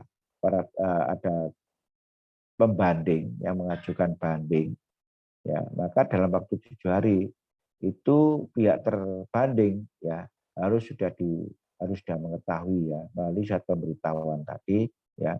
Jadi kalau ada banding, maka terbandingnya harus sudah tahu. Itu maksimal 7 hari ya setelah adanya permohonan banding. Ya, dan sudah bayar biaya lunas ya, biaya bandingnya dibayar lunas panjarnya, kemudian paling tidak 7 hari itu harus diberitahukan kepada pihak lawan ya, artinya terbanding ya, kalau pihak tergugat telah mengajukan banding ya. Kemudian tanggal penerimaan memori banding dan kontra memori banding harus dicatat di dalam buku register induk perkara atau buku register permohonan banding atau RI PA2. Ya, jadi tanggal memori banding yang dibuat oleh pembanding, kontra memori banding yang dibuat oleh terbanding, ya itu masuk dan dicatat di dalam buku register induk perkara atau bukan buku register permohonan banding RI PA2. Ya.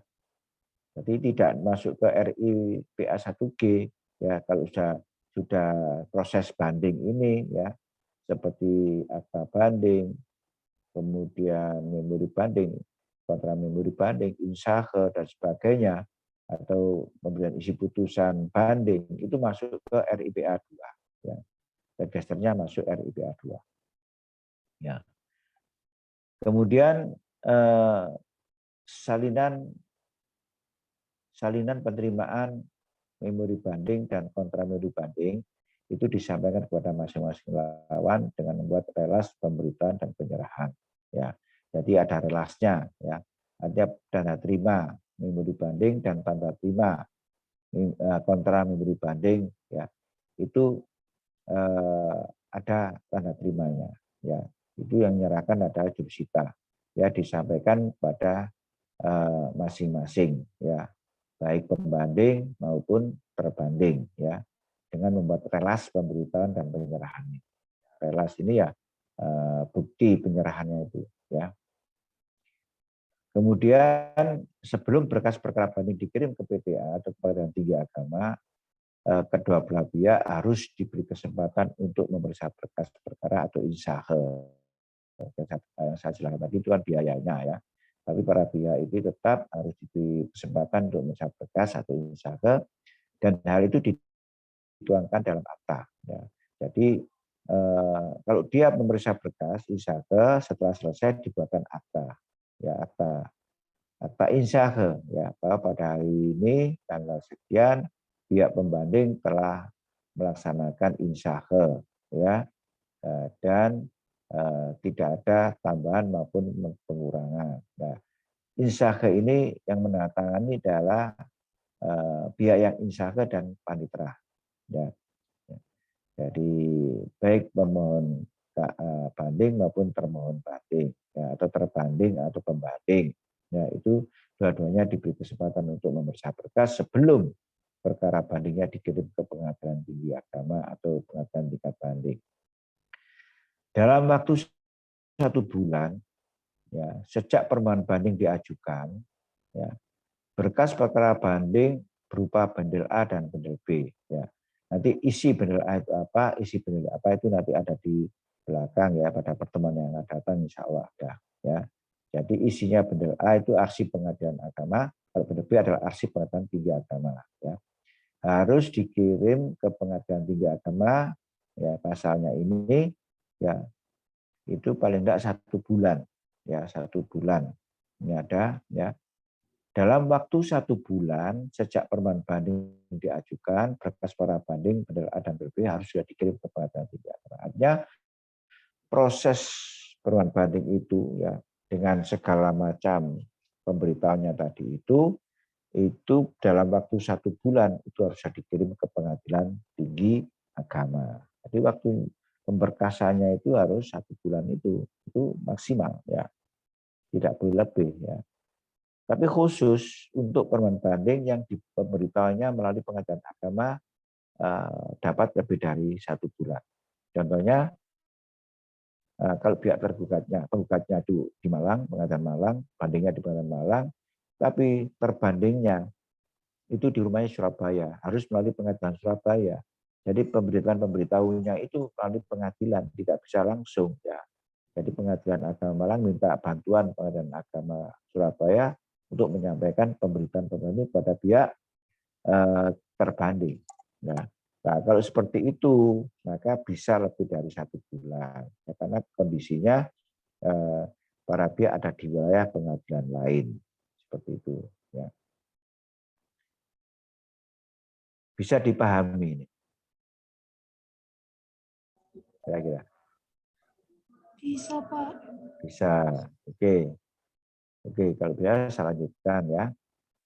Biaya perkara banding untuk Pengadilan Tinggi Agama harus dikirim melalui bank atau kantor pos tadi itu, ya, dan tanda bukti pengiriman uang harus dikirim dan menyatu dengan berkas perkara yang bersangkutan, ya. Jadi isinya bukti pengiriman biaya, ya, seperti bukan kwitansi tapi bukti pengiriman, ada jumlah uangnya juga, itu dilampirkan, ya, menyatu dengan berkas perkara yang bersangkutan. Jadi ada di berkas perkara banding, ya, ada di bundel B, ya, ada di bundel B-nya. Itu ada bukti pengiriman biaya banding. Karena biaya banding juga ada banding, langsung kirim ke Pengadilan Tinggi. Namanya pengadilan sudah menentukan 3 juta, sudah dikirim ke sana sudah 3 juta lah. Resinya itu nanti foto dilampirkan di berkas perkara bandingnya pada saat dikirim ke Pengadilan Tinggi. Seperti itu. Dari sini ada yang tanyakan sebelum saya lanjutkan? Silakan. Ada? Kalau nggak ada, saya lanjutkan ke pencabutan permohonan banding dilakukan dengan langkah-langkah seperti itu. Jadi permohonan banding itu bisa dicabut ya, hanya dibatalkan atau tidak jadi banding ya. Meskipun sudah diproses kemudian dibatalkan, maka para pihaknya yang banding itu mencabut ya, mencabut permohonan bandingnya ya. Langkah-langkahnya apa seperti itu ya? Ya, pembanding mengajukan permohonan pencabutan kepada Ketua Pengadilan Agama, artinya Ketua Pengadilan tingkat pertama. Jadi pengajuan pencabutan itu harus secara resmi ya, artinya seperti mengajukan gugatan atau mengajukan permohonan banding tadi itu. Kalau mencabut juga harus membuat surat pencabutan. Jadi kepada Ketua Pengadilan Agama ya, mana gitu ya. Bersama ini atas saya nama sekian sebagai pembanding melawan siapa sebagai perbanding, kami mengajukan banding tanggal sekian. Nah, karena ada hal-hal yang sudah kami selesaikan, maka perkara banding saya cabut, nah seperti itu. Tapi kepadanya Ketua Pengadilan, ya seperti itu. Jadi bandingnya bisa dicabut meskipun sudah diproses maupun dalam proses. Ya, kalau ada yang sudah diproses, ada yang masih dalam proses penyelesaian di tingkat pertama. Ya, kan 1 bulan waktunya, ya waktunya 1 bulan.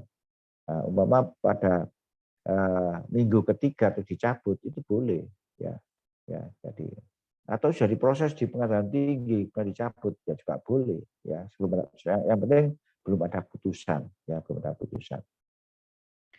Jika permohonan pencabutan dilakukan oleh kuasanya harus disetujui oleh pihak prinsipal. Artinya kalau pembandingnya itu melalui kuasa hukum, melalui advokat, ya, maka yang mencabut itu juga advokatnya, tapi harus disetujui oleh pihak prinsipal. Prinsipal ini adalah orangnya sendiri, ya, penggugat sendiri, ya, penggugat sendiri itu disebut dengan prinsipal, ya. Maka kuasa hukum itu ada atas penerima kuasa dari prinsipal. Prinsipal ini yang memberi kuasa kepada kuasa hukum ya untuk proses banding. Ya. Maka kalau kuasa hukum akan mencabutnya, maka harus disetujui oleh pihak yang memberi kuasa, yaitu prinsipalnya sendiri. Jelas ya? Untuk mencabut perkara. Kemudian panitera membuat akta pencabutan banding yang ditandai oleh panitera dan pembanding. Ya. Jadi setelah adanya permohonan pencabutan banding, ya, maka panitera membuat akta pencabutan. Jadi pencabutan itu dibuat akta ya. Jadi kuat sekali ya, akta pencabutan banding. Yang tanda tangan adalah pihaknya, yaitu pembanding dan panitera, ya, dan panitera. Kemudian pencabutan permohonan banding tersebut harus diberitahukan kepada pihak terbanding, ya tentu saja, ya. Jadi kalau pembanding itu mencabut perkaranya, maka pihak terbandingnya harus diberitahukan bahwa pembanding telah mencabut perkaranya. Ya, seperti itu. Ya, harus tahu semuanya, ya, baik pembanding maupun terbanding. Kemudian pencabutan permohonan banding disertai akta pencabutan dan pemberitahuannya kepada pihak terbanding harus segera dikirim ke panitera ke Pengadilan Tinggi Agama.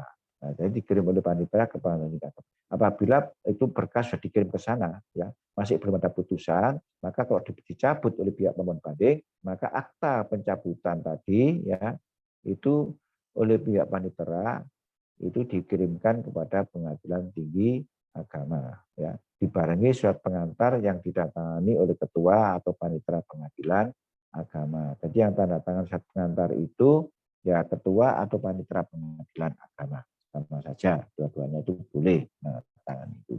Maka pengadilan tinggi akan menyelesaikan atas pencabutan itu, ada putusannya juga, ya.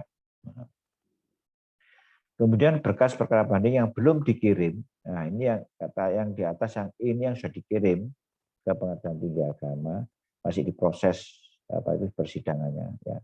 Tapi kalau yang F ini berkas perkara banding yang belum dikirim ke Pengadilan Tinggi Agama, artinya masih diselesaikan di Pengadilan Tinggi tingkat pertama, ya. Masih ada proses pemberitaan tadi itu, ya. Nah, itu tidak dikirim ke Pengadilan Tinggi Agama. Jadi bendel A, bendel B yang saya sebutkan di mana tadi di huruf I ya, dari huruf I tadi bendel A dan bendel B ini kan belum dikirim ya.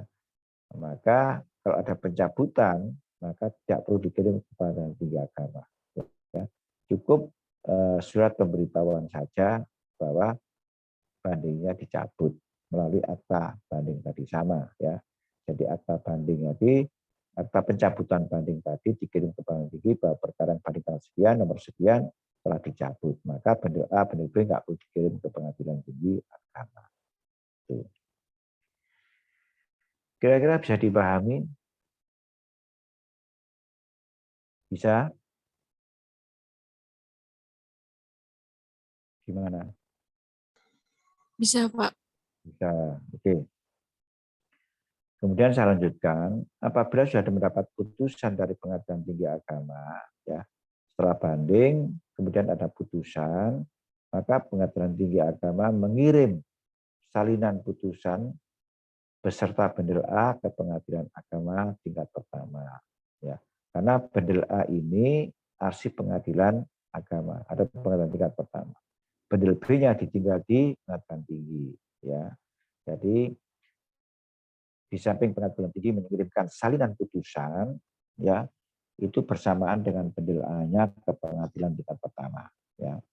Kemudian Ketua Pengadilan Agama harus membaca putusan banding tadi ya dengan cermat dan teliti sebelum salinan putusan itu disampaikan kepada para pihak, ya. Artinya pada pembanding atau terbanding. Sebelum disampaikan kepada kedua belah pihak, maka Ketua Pengadilan Agama harus membaca putusan banding tersebut dengan cermat dan teliti. Ya. Barangkali ada kesalahan pasal, kesalahan ayat, barangkali ya begitu ya. Ya. Maka bisa dikembalikan ke Pengadilan Tinggi. Tapi kalau sudah benar, ya, jadi diteliti oleh Ketua Pengadilan Agama sudah benar, maka salinan putusan itu baru disampaikan kepada pihak pembanding maupun terbanding. Ya. Fotokopi relas pemberitahuan putusan banding dikirim ke Pengadilan Tinggi Agama. Jadi setelah pemberitaan itu kan ada relas pemberitahuannya, ya, yang dibuat oleh Pengadilan tingkat pertama. Ya, relas pemberitahuan tadi itu cukup fotokopinya saja, ya, itu dikirim ke PTA. Relas pemberitahuannya kepada pemberitaan amar putusannya kepada pembanding dan terbanding. Jadi dua relas ini fotokopinya saja dikirim pada Pengadilan Tinggi Agama atau Pengadilan tingkat banding. Ya, seperti itu.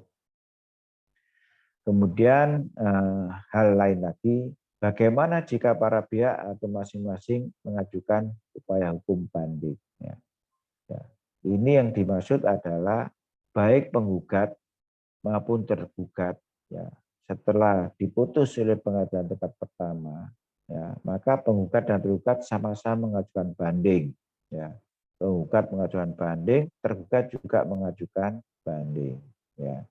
Maka di sini hanya sebutannya saja, prosesnya sama, ya, cuman sebutannya pihak-pihak, ya. Kalau yang pembanding pertama yang mengajukan banding, misalnya pihak tergugat mengajukan banding, ya, maka pembanding pertama itu hanya sebagai terbanding dua, ya, terbanding dua dari pembanding kedua, ya.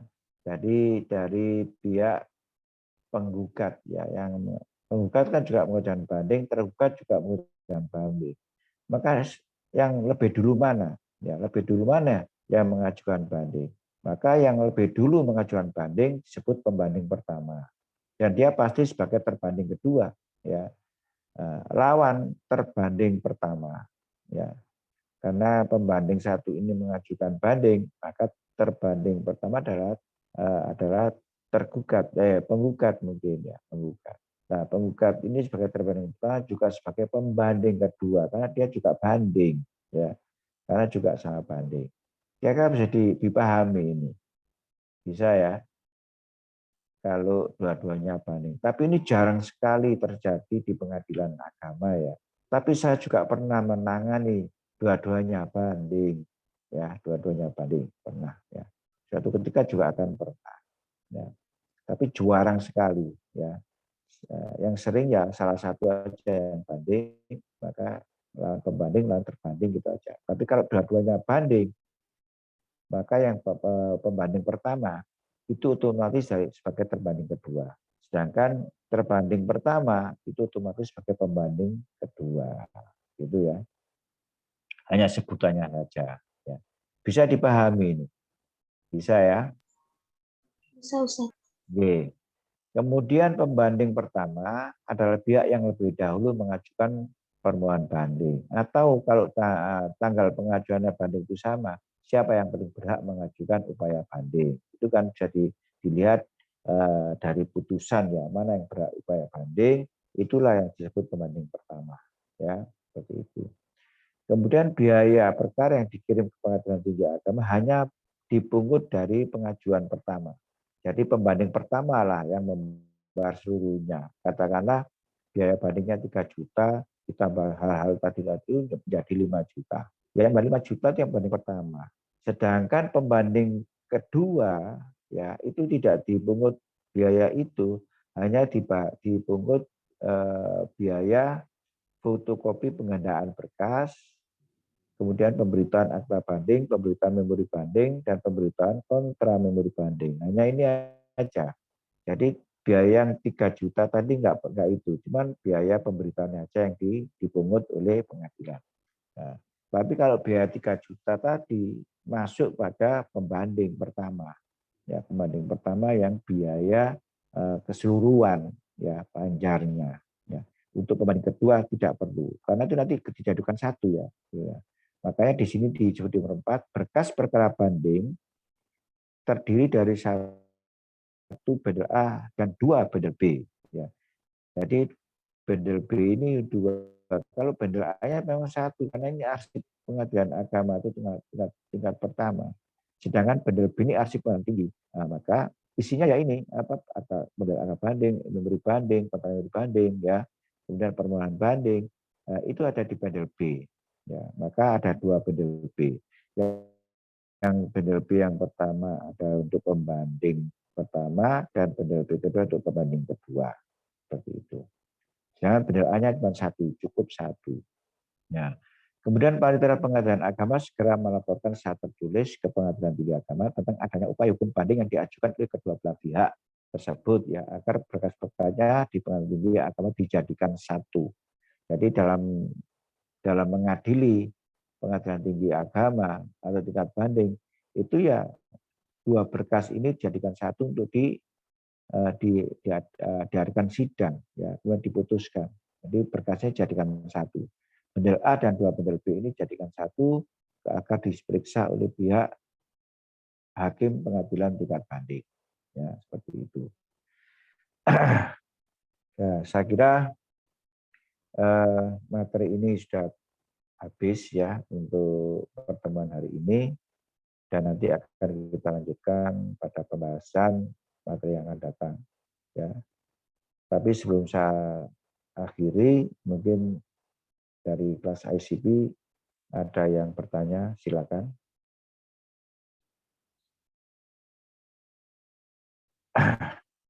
Ada atau tidak? Cukup? Cukup, Pak.